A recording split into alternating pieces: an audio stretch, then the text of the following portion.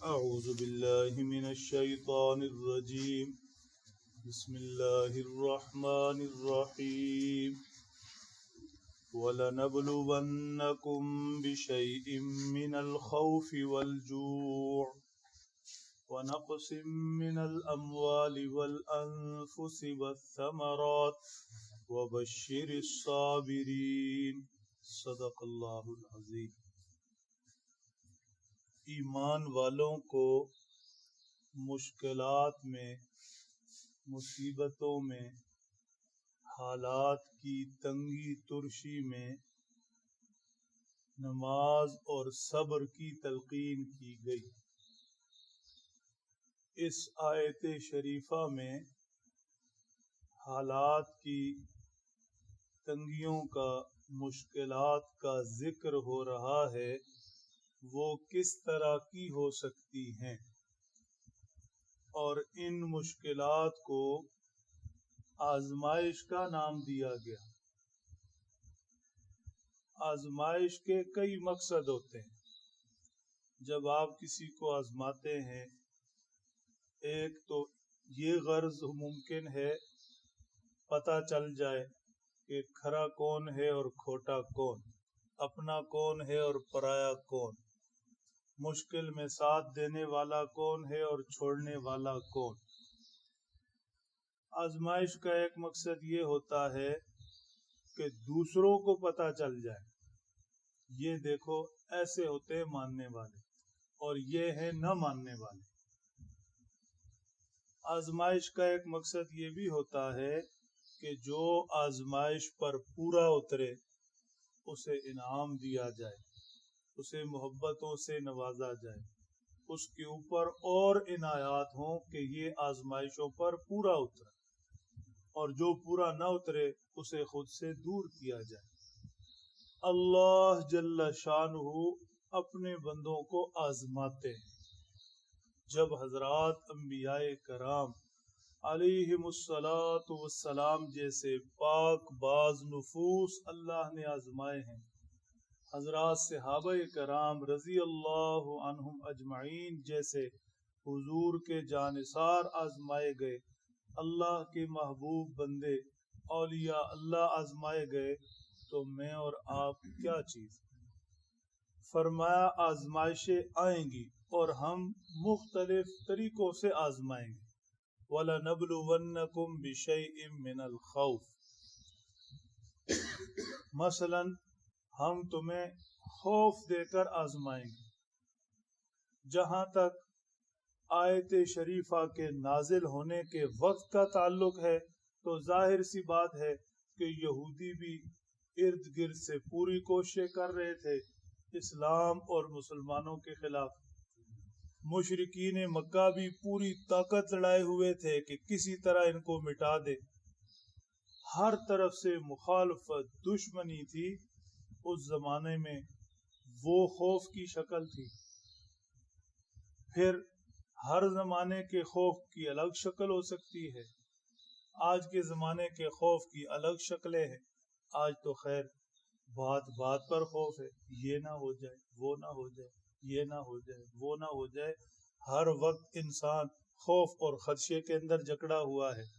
تو فرمایا کہ ہم تمہیں خوف دے کر آزمائیں گے کہ اس خوف کے اندر ثابت قدم کون رہتا ہے، ہمارا ہو کر کون رہتا ہے۔ ارد گرد سے خوف اور خدشات جب گھیر لے تو ہمارے سجدے تک کون آتا ہے۔ والجوع، بھوک دے کر آزمائیں گے۔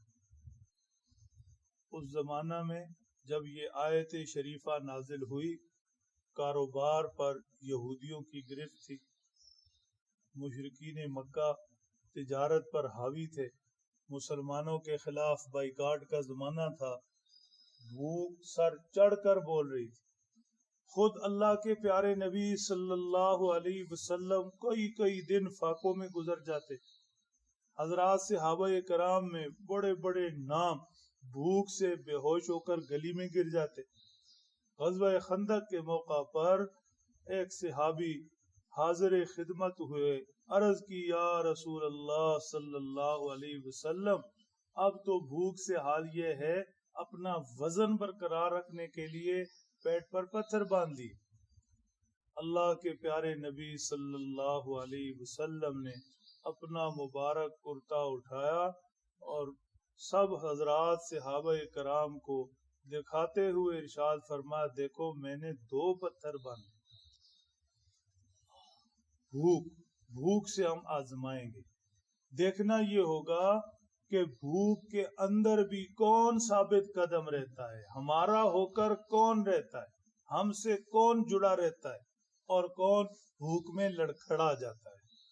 وَنَقْسِم مِّنَ الْأَمْوَالِ وَالْأَنفُسِ وَالثَّمَرَاتِ، ایسے ہم تمہیں جانوں میں اور تمہارے مال میں، تمہارے باغات میں نقصان دے کر آزمائیں گے۔ کبھی جان کا نقصان، اور صحابہ کرام تو خیر جان سے گزر گئے، اپنی جانوں کے نذرانے پیش کر دیے۔ ہمارے لیے جانوں کا نقصان ہلکی پھلکی بیماریوں کی شکل میں ہی ممکن ہے، اور مال کا نقصان کبھی کچھ ہوا، کبھی کچھ ہوا، کبھی کچھ ہو گیا۔ فصلوں کا نقصان کبھی کوئی شکل آئی، کبھی کوئی شکل آئی۔ یہ ساری چیزیں ہماری طرف سے آزمائش کے طور پر ہوں گی، ان ساری چیزوں سے ہم تمہیں آزمائیں گے۔ وَبَشِّرِ الصَّابِرِينَ، وَبَشِّرِ الصَّابِرِينَ، ایسے میں خوشخبری ہے ثابت قدم رہنے والوں کے لیے۔ ثابت قدم رہنے کا کیا مطلب؟ حالات جیسے بھی آئے ہمیں نہیں چھوڑا، ہمارے سجدے کو نہیں چھوڑا، ہم سے امید نہیں چھوڑی، ہم ہی سے مانگا، اس کی التجائیں اور فریادیں وہ ہم ہی سے رہی، ہم ہی سے مانگتا رہا۔ ایسے لوگ صابر، ان کے لیے خوشخبری۔ حضرات صحابہ کرام ہر طرح کے حالات میں صابر رہے۔ فرما ان اللہ یحب الصابرین، اللہ صبر کرنے والوں سے محبت فرماتے۔ ہر حالات میں وہ ثابت قدم رہے۔ فرما ان الذین قالوا ربنا اللہ ثم استقاموا، جو لوگ کہا انہوں نے رب ہمارا اللہ ہے پھر اس پر ڈٹ گئے، تتنزل علیہم الملائکہ، ان پر آسمانوں سے فرشتے اترے، ان پر آسمانوں سے فرشتے اترے۔ آج بھی مشکل وقت میں، تنگی ترشی میں، غربت تنگ دستی میں، بیماری مشکلات مصیبتوں میں جو ثابت قدم رہے گا، صبر سے رہے گا، صبر کا مطلب اللہ سے سجدے سے جڑا رہے گا، اس کے لیے خوشخبری ہے۔ آزمائش میں پورا اترا، اللہ کا ہو کر رہا۔ بسا اوقات آدمی کسی مصیبت مشکل ضرورت میں گھبرا جاتا ہے، وظائف پڑھتا ہے اور سمجھتا ہے کہ میرے وظائف پڑھنے سے تو کچھ نہیں ہو رہا۔ سب سے بڑی دولت یہ ہے کہ مشکل میں اللہ کا نام لینا تو نصیب ہے، ورنہ لوگ مشکلات کے اندر، مصیبتوں کے اندر پڑھ کر کوئی نشوں کی طرف نکل جاتے ہیں، کوئی خودکشی کی طرف نکل جاتے ہیں، اور کوئی کس طرف اور کس طرف نکل جاتے ہیں۔ اگر اللہ نے مشکل حالات میں اپنا وظیفہ دے دیا، اپنا نام دے دیا، سجدہ دے دیا، یہ تھوڑی نعمت ہے، بڑی نعمت ہے۔ اللہ جل شانہ سمجھ دے، عمل کی توفیق۔